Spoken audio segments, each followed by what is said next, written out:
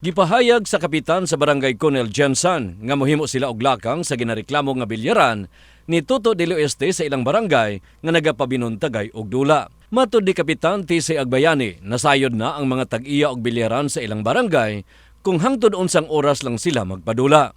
O galing dili matuman ang tag-iya sa bilyaran sa ilang nasabutan, mahimong mahisgutan nila sa konseho ang reklamo alang sa igong aksyon.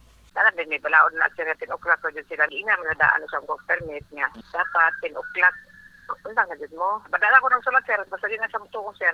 Sa bahin sa tag-iya og bilyaran, hugot ni ini nga gipanghimakak ang aligasyon nga ginapabuntagan ni ini ang pagpadula sa bilyard. Sigon ni Toto del Oeste nga hangtod lang sa alas 12 sa tungang gabi ang iyang pagpadula ug nagapanirado na sila. Duda ni del Oeste nga ginareklamo ang iyang bilyaran tungod nga may mga bana nga mabuntagan sa maong bilyaran, maong adunay hangyo ang nahisgutan sa mga asawa. Negosyo man ako, wala kana sila basig na mabuntagan da mga bana. Pangitaan lang yun na, pakwaan lang yun na. Ayun na, i-appeal ako negosyo diya. In the heart of changing lives, kini si Brigada Dani Case, Brigada News.